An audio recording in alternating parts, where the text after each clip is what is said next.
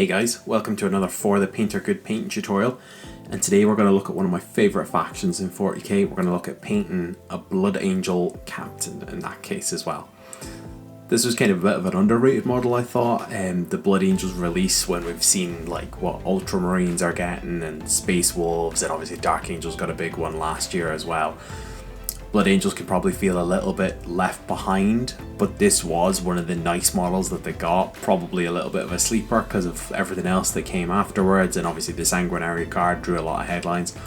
But I really like this guy. I'm going to try and make him look like the guy on the front of the Devastation of Ball novel. So let's get straight into this guy and see how he is to paint then in that case. So I've started off, obviously I've gone for the Power Sword option and the Infernal Pistol, classically Blood Angels of course, and I primed the model here in White Scar in that case. And as you just seen on the screen there, our first paint we're going to use is Ball Red, very fitting for the Blood Angels obviously in that case. What this is going to do is this is just going to give us the base kind of foundation for our armor color here. We want to set that red tone really early on. We're actually going to enhance this with a kind of red shade as well that we're going to create here as well. But it's going to actually be really good just to put down that foundation of red, because obviously the white will brighten up anything that we put onto it, so we want to put a good saturated red on this, and Ball Red is one of these like brilliantly pigmented colors then from Games Workshop as well, which is really good in that case. So just apply it on to any of the red areas of the armor. There are obviously quite a lot of them as well, guys, and that kind of thing. He's obviously got this kind of winged Blood Angels motif on his legs as well and that kind of stuff. Just cover it in red. It's too hard to dodge it personally, guys. I won't pretend that I dodged it at all. As you can see here, I just covered it straight in red here and that kind of stuff. So just take your time, work your way through the model and that kind of stuff. We will go back with some white and touch up some areas as well, but preferably try and avoid any if you can. He's obviously got lots of pouches and ropes on the front of him. He's got that amazing cape that's flowing out the back. I would try and also avoid the shoulder pads, guys, when you're painting this guy, because when I paint my Blood Angels, I like my ranking officers to have black shoulder pads here. So you'll be able to see later on in the video where what I'll do is I'll actually do it around the trim of the shoulder pad, but I won't actually do it in that case. But the contrast flows really nicely here over the kind of sculpted armor that he's got. Obviously the bit of the leg looks like kind of tendons, and obviously he has that kind of sculpted musculature all across his chest armor as well, which just looks amazing. It just looks so good here in that case as well. Blood Angels, of course, one of my favourite factions in it. Obviously, fantastic books. The Blood Angels Omnibus was a good enough read as well. Actually, the two books there, Deus Sanguinius and Angel and Carmine, and then you've obviously got the likes of the Dante book, the Devastation of Ball, and then you've got Darkness in the Blood as well afterwards, which obviously introduces the principle of Dante becoming a Primaris Marine, which is really cool as well. Now, when you do these, you could actually paint your captain effectively like with the gold as well and that kind of thing. There's nothing wrong with painting your captain gold as well, because obviously Blood Angels use gold as the symbol of command basically and that kind of stuff. They often color coordinate their battlefield roles and that kind of stuff, and gold is often associated with their commanders as well in that case. I kind of went a little bit more traditional and threw kind of like pieces of gold into the actual scheme here and that kind of stuff, rather than going for just the pure gold head or the pure gold armor, more like a Sanguinary guard effectively here. I wanted that to look more like, as I said, more like the guy from Devastation of Ball, but I couldn't not have that helmet with the Laurel of Victory on there as well and that kind of thing. I just thought it was too cool an armor head to not put on my very first Blood Angels captain. He says as if he's going to get another one. But as you can see, guys, this kind of Ball Red is one of the longer stages of actually putting color onto the model here. It is, after all, one of those kind of periods where you're just kind of filling in the space and that kind of thing as well. But trust me, it will give us a really good foundation. And just a heads up as well, guys, this color scheme, particularly for the red armor here in that case, a lot of it actually would come from, if you guys have watched War Hipster, full credit kind of has to go to him for coming up with the scheme for the kind of red that I'm going to put on this armor, this kind of initial base coat of red. So you can see here we've finished with the Ball Red in that case as well. So what we're going to do is we're going to jump up now and we're going to create like our red shade that I was mentioning in that case. So we're going to go 4 parts Lamine medium to 1 part Blood Angels red here. And what we're going to do is we're going to mix this. I generally just apply this onto a wet palette, guys. And then what I'll do is I'll put it straight onto the model. Now obviously I'll try and be a little bit quick about it, because obviously a wet palette will dilute the paint further the longer I leave it on there as well. But put this onto the model again over all those red areas that we've just covered with the Ball red. As I said, this is one of War Hipster's amazing kind of color schemes that he comes up with for this red armor. It just looks really good in that kind of thing. I really do like appreciate a good kind of color scheme and that kind of thing as well. Now I'll throw kind of some of my own kind of painting kind of preferences on top of this as well, but I really liked this in fact so much that actually this is the way that I do the armor on all of my Blood Angels. This is the way I do the red on all of my Blood Angels, is using the Ball red and this combination of Lamine medium and the Blood Angels red contrast as well. Then the red with the Blood Angels red acts as our kind of shade effectively. It'll go into all those recesses, give us that kind of darker tone in the recesses rather than it kind of being a similar color and that kind of thing. But as always guys, take your time, do try and avoid the areas that we've left in white. You can see here this is what it's like now with the finish is still a little bit wet on it, but it looks really good at the moment and that kind of stuff. That Blood Angels red is just really, it's taken I think some of the pinkness out of the Ball red and it's turned it more into that kind of more saturated blood red as well then in that case. So guys, we're going to start to fill in some other pieces on the model then in that case. So we're going to jump to Black Legion here in that case. Now I'm going to cover everything on the front of him except for the purity seal on the front. I'm going to cover that in the Black Legion just for the sake of quickness here, because I want you guys to be able to get this ready quickly as well then. Also it's going to go on the gun casing of the Infernal pistol. It's going to go on both shoulder pads. Try and avoid the scroll work that's on the other shoulder pad if you can. It's not a big deal if you can. We can always go in with some white afterwards, but try and avoid the scroll work that's on his right shoulder pad there and that kind of thing. Try and avoid obviously the angel wings as well. It would be much handier if we didn't have to do that. What happened there guys is I actually did the Black Legion and I nicked a great big bit of the scroll work, so I just covered the whole thing then in the Black Legion in that case as well. So as you can see, and then don't forget as well the big flowing cape that's coming out behind him so majestically as well. It really adds to that. Now Games Workshop does like a two-tone cream and black cape. I just went for the total black cape here guys. I'm not a fan of those kind of two-tone capes, but you can see the cape is modeled so well that that Black Legion just flows straight into those recesses. Do try and be careful around the red in particular as well guys, because obviously that red is effectively done. All we're going to do now for the red is actually just add in a few like edge highlights and that's going to be us finished. And if you don't want to add your edge highlights, your red is basically done here, which is really nice because you can see we've got that lovely depth. We have some separation in the plates and that kind of thing because we can see the recesses and that kind of thing. It looks really good. And the Black Legion is now going to help us start to break up bits and pieces of the model as well. So it's going to start to really come together now. As you can see here, it's just, it does exactly what I just said there. It just breaks up that model. It just, before maybe it was just a block of red with a few bits of white on it. And speaking of white, we're going to jump up to our Pro Acryl Bold Titanium White. And we're really going to use this on 3 bits of the model, guys. So we're going to use it on the angel motif on the leg. I do know a lot of people like to do this in black. I wanted to have a go at it in white just to see how it turns out. Would I do it again in white? Probably not, to be totally honest with you. If I was doing a gold one, I'd probably do it in red. And if I was doing another red one, I would probably dive in and keep it black. But then we're also going to obviously apply it on the angel wing that's on his shoulder pad there.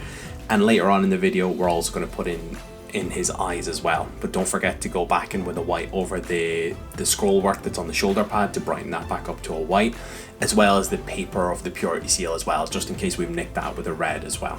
Because this next step we're on here, guys, is we're going to take some Agaros Dunes contrast and we're going to apply that straight over all of this scroll work here. You can see I'm just taking my time, and there's a lot of kind of extra bits of parchment on the shoulder pad one in particular. They flow kind of off of the ends of the shoulder pad, so really do take your time when it comes to the one on the shoulder pad, because if you can get a really good clean coat of contrast on that, it's really going to enhance that model. It's going to look much better, guys, and that kind of thing, than if we just kind of apply loads and loads on there.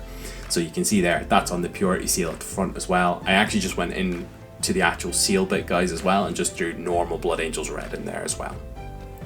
So next up, we're going to give our Blood Angel some ornamentation here. So we're going to jump in with Retributor armor, and we're going to put this over every blood drop that's all over the model. We're going to put it over the Laurel of Victory on his head. We're going to put it over the little kind of belt buckle that he's got, guys, as well. And of course, let us not forget, of course, the hilt of the amazing sword that he's got then in that case, or the kind of cross guard and the pommel of the sword then in that case as well. As you can see here, I'm just taking my time going over every of the little blood drops as well, guys, here in that case. I'm just kind of taking my time with it here. We will go back over the actual blood drop part of it with some red, just to, of course, fill in that space. But it just helps to, again, we're looking to try and break up the red. There's not a lot of kind of like different colored trim on this model, which you could do if you wanted to, but we're trying to keep that red the main theme throughout the armor. So we've got to do little details like this to try and break it up and that kind of thing. It'll really help kind of just aesthetically. You can see it there. It's done a great job. The one on the chest is really nice. Obviously got another one on the head, on the belt buckle as well. It just helps to break your eye up from seeing just a big block of red effectively here. Next up, we're going to jump up to some Iron Warrior. Now, normally I am a fan of Lead Belcher or Iron Hand Steel, but because our Blood Angel's red is quite a vibrant poppy color, and we're going to kind of combat it with quite kind of muted tones elsewhere. So you can see we obviously went with quite a stark white, and that is one of the only exceptions to this. But you can see like we've done a lot of black on the model to bring it kind of back in together then, so your eyes kind of focus on that red, and the red is the part that it remembers. So we're going to go with a more kind of dull metallic color here in the form of Iron Warrior in that case. And I really like it personally, guys. You could tell I play Heresy and 40k Iron Warriors, couldn't you really? But we're just going to obviously apply this over the vents on the backpack. It's going to go over the Inferno pistol as you've just seen there. And of course we're going to put it over that amazing power sword there that's in place there. So you can see it looks really good there, guys. Next up, we're going to jump up to Evil Sunz Scarlet. And this is where we're going to fill in all those teardrops, and we're going to add a little bit of colour back into all that gold then in that case. And the reason why we're going to jump up to Evil Sunz Scarlet as opposed to like Mephiston Red here is, again, just to differentiate it from the armour colour then, guys. We just want to kind of block these in. It's similar enough, but it's not darker than the armour in that sense. So it's really good. I think it ties it all together, and then it's also a way of, rather than me trying to paint around the gold trim part of the Blood Angel's like blood drops, I'll just go in and just paint the whole part gold and then the actual blood drop red. I find it saves me kind of a bit of time towards the end of the model, and when you get cool captains like this, I do want them on the field. So there you go, that's those blood drops filled in there, and they really do look the part. He's really coming together now, guys. So we're going to jump in now with just a quick, we're going to shade those kind of brilliant whites that we've left on the armor. So of course we're going to jump in here with some Apothecary white. I do apologize for the out of focus here, guys, but this just flows in. And again, this is Apothecary white. Now I have applied this onto a wet palette before putting it on the model, but I'm putting this all over the wing on the shoulder and the wing I've done on the leg as well, effectively then in that case as well. But it looks really good. There you go, it just shades that angelic wing beautifully there, doesn't it? So what I've done next, guys, is, and I haven't put this on the camera there, I've taken some Seraphim Sepia and I've put it over all of the gold and the blood drops that we've done there. And then we're also going to jump up to some Nuln Oil here in that case as well. So we're putting the Nuln Oil all over the black and the silver then in that case as well. Just leave everything else out of it, because next up, when that Nuln Oil dries, we're going to jump up to some Wild Rider Red. And this is probably one of the stages that I found the best to do on this model, which was the edge highlights. That sculpted chest armor is perfect for edge highlights. It takes to them really well. The actual musculature all across as well, on the kind of left leg as well, just looks fantastic. You know, this model is nearly built to take an edge highlight so well, to be honest with you, and that kind of thing. So I've gone with Wild Rider Red. Again, it's a shade brighter than Evil Sunz Scarlet, but it's got that hit of orange in it, so you kind of associate that with like a fiery red color nearly here. And that's what we really want to do. We want to push more towards that kind of fiery red rather than a kind of pinky red that we kind of would normally see if I just went like, you know, well, Wazdaka red or something like that. I wanted to push more of that kind of orange tone into the model then and that kind of stuff, and add a bit of warmth into it. So, and I have to say, guys, I don't normally do those under the knee highlights, but I did it on the Deathwatch Veteran. I don't know if you've seen him there, and I actually don't think I could ever not do it again, to be honest, on a Space Marine. I think it just adds so much, to be honest with you. So we're going to start to add some extra details here now, guys. We're going to jump up to Frost Heart here, and we're going to do some work on the power sword. So you've probably seen me do this trick before, but we're going to take some Frost Heart, apply it onto the blade, and then what I'm going to do is I'm going to wash the paint off my brush really quickly then in that case, and I'm going to feather the kind of I'm going to gently kind of wash the kind of Frost Heart down the blade as well. And you can see I'm going back for more water, so don't be afraid to go back and thin it further as well and that kind of stuff. And basically I'm just trying to fade that blue kind of slowly up, and I don't want to have to do glazing or anything like that, guys, but you can see the effect there. It just gives us that little hit of blue down at the bottom. As I said, we obviously put some white in the eyes, so this is us putting our Warp Lightning contrast paint straight into the eyes then in that case as well. And then we're going to jump up to some Stormhost Silver then, guys. So that's what we're doing right here. We're putting the Stormhost Silver all over our silver metallics then in that case here, and we're just giving them a little edge highlight here. You can see the sword takes to it just so well and that kind of thing. And we obviously did the Inferno pistol as well then in that case. As I said, it felt like this model was made to be edge highlighted, to be honest with you, because it was a joy to edge highlight. It really was, and I could have gone much more probably into it and done a double edge highlight, but I didn't in the end. So now we're going up to Eshin Grey, guys, and this is just for all the edge highlights on the black part now in that case. So this is actually our final edge highlight that we'll be doing, I believe. But we're going to jump up to our Eshin Grey here, and it's going to just do we're going to do the cape, obviously, that majestic cape. We're going to do the Inferno pistol. You can see I've already done the Inferno pistol in this clip.